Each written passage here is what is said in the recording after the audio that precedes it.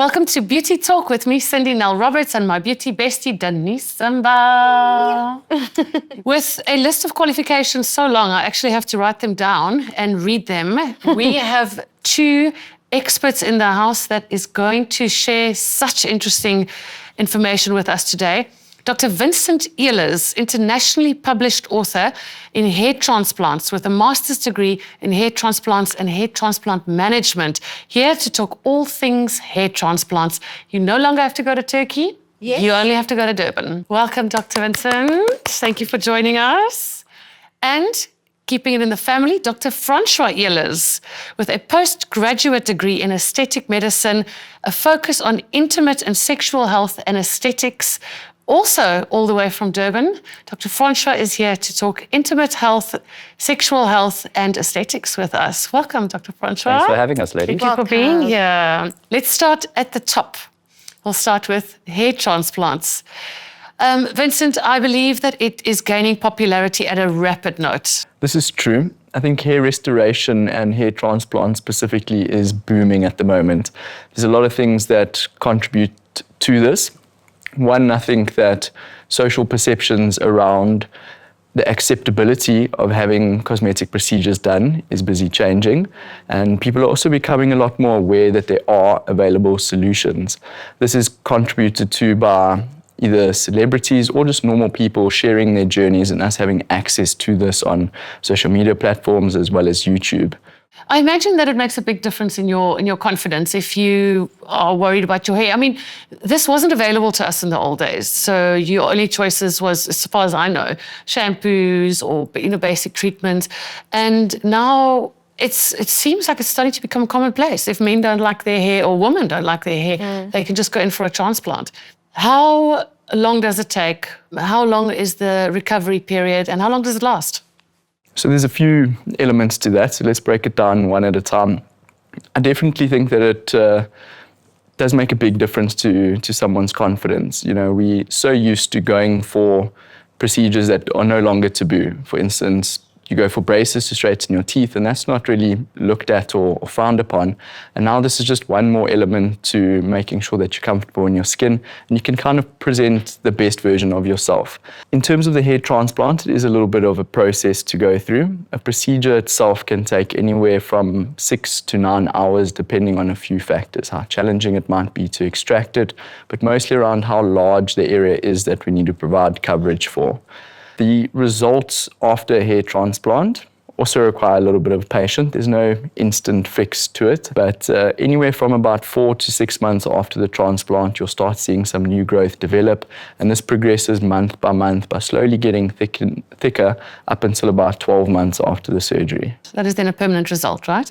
This is true. So the hair that we use for hair transplant is going to grow permanently, and this depends on where you're taking it from. The most common sites would be the back and sides of your scalp, because these are resistant to a lot of the types of hair loss that you experience, most specifically genetic hair loss or hereditary pattern type loss. And there's a concept known as donor dominance, which means wherever you take the hair from, the hair is going to retain all of those characteristics when you place it into the new area. But we need to remember that where you take it, it's not going to regrow in that area because you're actually extracting the root of the follicle. It's going to now grow where you end up placing it. And what are the factors that contribute to hair loss, especially like for men when they're like balding? So we can break this down into a few different categories. So mentioning men, the most common one would be genetic or hereditary. And this is usually due to a predisposition or sensitivity to sex-related hormones, so a compound specifically known as DHT. This can play a role in female pattern hair loss, and how you know if this is what's impacting you is the hairs on the back and sides will be spared, but the hair on the top of the scalp is usually a bit more sensitive to it. Other than that, you get immune types of hair loss, or a common one known as alopecia areata. This is when the body will actually attack the hair follicles, and you might lose them in specific areas that are haphazardly scattered around the scalp. Beyond that, you've got medications or medical conditions that can also contribute further to hair loss. One of the very common ones would be iron deficiency. and then you get the nutrient deficiencies beyond that. Those often affect hair in more of a global fashion, where it's not just the top that's impacted, but the sides too, and even potentially facial or body hair as well. So it always starts with a good consultation and really a thorough look to determine what type of hair loss are you experiencing, and is this amenable to a hair transplant, or does this require a non-surgical means of solution? And what would be your non-surgical means of solution? There's a wide variety of them. Shampoos, for instance, if it's related to scalp health, if there's irritation or inflammation on the scalp, tend to believe those treat that quite well. You can dermaroll, which is a small device with little spikes on it. It causes a little bit of irritation in the scalp, releases a few natural growth factors and gets blood circulation to the area. Then in clinic is where we provide a little bit more of an in-depth solution, and there will be prescription medications depending on what the cause might be, common ones being minoxidil or finasteride when it comes to male pattern hair loss, and then the procedures itself, common ones being PRP, which stands for platelet-rich plasma. We have microneedling, there's laser light therapy, and newer treatments such as stem cells or exosomes. So there's a lot of variety available for treating the hair loss, and we try to tailor this according to what it is that the patient needs, the extent of hair loss, and of course their budget. And there is something that can fit into any range that the patient fits into. So for coarse people's hair, there is seems like it's a misconception where I've heard that it's important for us darker skinned to apply a lot of oils for hair growth, where I'm starting to read up and realize that maybe that's not the case, that too much excess oil kind of clogs the hair follicles. Is it a yay or a nay? Would you agree with that? So I think you need to feed hair what it needs. Mm-hmm. So if you have dry hair, dry scalp, or a fragile texture to the hair, mm-hmm. then more oil would be required. It's the same as supplementation. Mm-hmm. I think by nature of the word, it means in addition to. So I wouldn't add anything that the hair or scalp doesn't need, but you need to pick what are the factors that are missing. And if you apply that to the hair, and it wouldn't have to be daily necessarily, mm-hmm. but as and when needed, it can contribute. A very popular one that's going around as a bit of a trend would be rosemary. Yeah. Rosemary leaf extract, and that's because of an article that's come up comparing it to minoxidil in a lower percentage. Okay. So there are definitely oils that can contribute to improving it, but over application, I think you're right, this is going to impair the normal balance of the skin and the scalp, mm-hmm. and can contribute to clogging the area. Okay, noted. So what I took away from earlier conversation with you is that the hair follicles are taken out one at a time and transplanted. So you don't really see what is taken out on surgery, where it's taken out. Is that correct? The balance when it comes to a hair transplant and the decision that you need to make is how much available healthy hair is there, where you can still extract enough to provide the patient with the coverage they're looking for, but maintain undetectability in the procedure. And that's truly the art that's behind it. In the more modern method known as FUE or follicle unit extraction, that's how it works, where with a tiny punch, my preference is 0.7 millimeters, one by one we extract hair follicles, and we leave healthy hairs around this area. So when they grow to a length of about 1 millimeter or 1.5 millimeters, they hide the fact that we've taken hairs. Its limitation, though, comes in if you don't have enough healthy hair in the area and you have to extract too many hairs. Well, we just don't, because then it can actually be apparent that the procedure's been done. And this is compared to the older method that was available, known as FUT or a strip surgery, where they're actually taking a section of scalp from the back and side, then suturing this closed, and obviously when the skin closes, it's going to leave a visible scar, making short hairstyles not really appropriate, or if you want to hide visibility of it. Could you take a different hair type, texture, and implant it in, let's say, for my hair? So, for example, I want to look like a Puerto Rican princess. And, you do already. Oh, thank you. And I want to have that hair texture as like my new phase in my 40s and 50s. Could you do that for me? You're going to be in your Puerto Rican era. Yes. So unfortunately, that's not possible at the moment. So the hair follicle has to be what we call autologous, which means it must come from yourself. It is human tissue, so it would have to match. It would be the same as getting a random organ transplant. The body would reject that. Okay. But you're already beautiful, baby. You don't need new hair. Dr. Ehlers, just to wrap up, what is the price tag on hair transplants, roughly? A hair transplant ranges typically from about 50,000 up to 100,000 Rand for a procedure. I know that seems expensive, but this is a permanent procedure, and if you take the right steps in order to preserve the existing hair, you're going to have this result forever. And it is life-changing. I want to ask seen that. one more question, though. Let's say I want to get a hair transplant, but I don't have enough hair on my head. Can you take hair here, here, anywhere to put it here so it grows?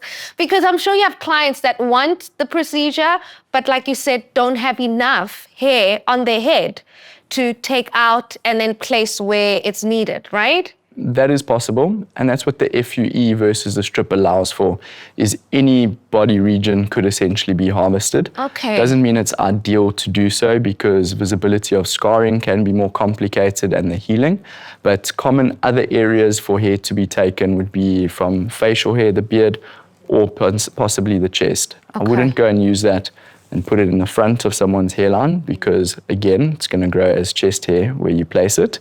But it is possible for filler hair in between. Oh, okay. On to you, Dr. Francois Ehlers. Talking about sexual and intimate health. I think let's jump right in. What are the most popular treatments that you are currently doing in your clinic? Shall we start with aesthetic sexual treatments? Sure. I mean, and I think that's where you can look at it. You can look at it as aesthetic and you can look at it as functional. If we're talking about men, the most common aesthetic procedure is a penis enlargement using dermal fillers. And then for ladies, it would be either a labiaplasty or labial augmentation using fillers as well. And when we talk about the functional aspect, in either it includes PRP therapies. In men, we call it the P shot. And in ladies, we call it the O shot. And then with ladies, we also have laser vaginal rejuvenation as well. Okay, so many questions there, but first tell us exactly what is a P shot and an O shot. These terms have been trademarked by a doctor called Charles Runnels, who initially started using these therapies on himself and on his wife. PRP technology is not new. It's been used for a very long time by dental practices. They inject it into gums to help healing. Orthopedic surgeons inject it into joints to help soft tissues. And you even have vets that inject it into horses if they've got injuries. So we've just been leveraging this technology of healing in these instances of sexual dysfunction. In essence, we take some of your blood, usually about 15 mils. We spin it in a machine called the centrifuge. And the gravitational force of the centrifuge will separate the blood into different components. The red cells in your blood we discard, and then we harvest what's called PRP or platelet-rich plasma. We can think of it as liquid gold, right? This is where all the magic happens. It's essentially a condensed layer of growth factors, and those growth factors help with healing and rejuvenation. In essence, what we're trying to do is stimulate blood vessels, and if we use the instance of a man, the more blood vessels, the more blood flow, the better the erections. So this is where these therapies have their benefit. And essentially, the outcome of the therapies is then to enhance your sexual pleasure. Absolutely. So, when we talk about sexual pleasure and arousal, it's also important to understand that it's quite a complicated process, right? There's a whole lot of factors at play. There's this physical component, right? You have to be attracted to the person that's sitting across from you. There's an emotional component. There's a chemical or a hormonal component, and then there's a psychological component, right? And if one of those factors are out of balance, then it can have this ripple effect. So once again, it's always important to have a thorough consultation with your patient to make sure it's not an underlying reason for dysfunction. And, this is something we're seeing more commonly, young gentlemen coming through dysfunction, living crazy, high-paced lifestyles, and oftentimes it requires them just to figure out that maybe some meditation, sleep, and sun is what they need. Yeah. And I mean, women have been doing aesthetic treatments for years. So I suppose it's just an extension thereof, as hair transplants, for example. If you would like to have vaginal rejuvenation or a penis enlargement, it is perfectly normal that you would like to enhance or change that part of your body. And we see that it is gaining normality.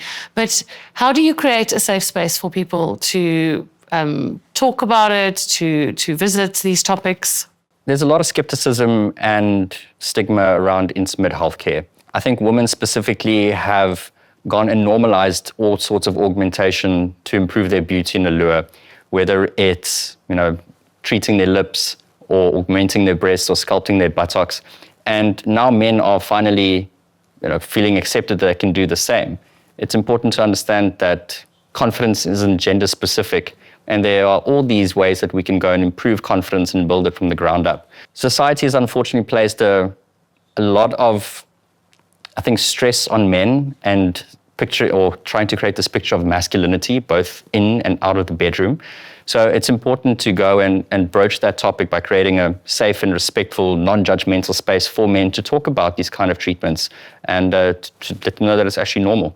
So what would be the process of like a penis enlargement, like in terms of the procedure, then how long it takes, and when we can use it again? That's the most important question for the men all the time. Not is it going to hurt, when can I use it?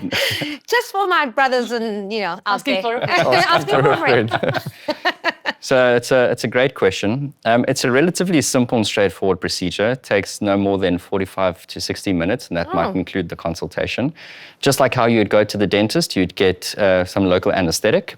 That makes the procedure exceptionally comfortable. We take hyaluronic acid dermal fillers, the same that we use in faces, and we just use significantly more. And it's important to note that this already is made in the body. Absolutely. So hyaluronic acid is a natural substance. It's found in your eyes, your joints, and your skin. Its main responsibility is to moisturize and to hydrate, essentially. And we can use these dermal fillers to create volume. And we have body-specific fillers that we can use as well that are safe for all forms of augmentation, but specifically genitals. I use about 10 mils in the first session for safety reasons. You can add more, but usually we allow swelling to go down first. When can you start using it? Yeah.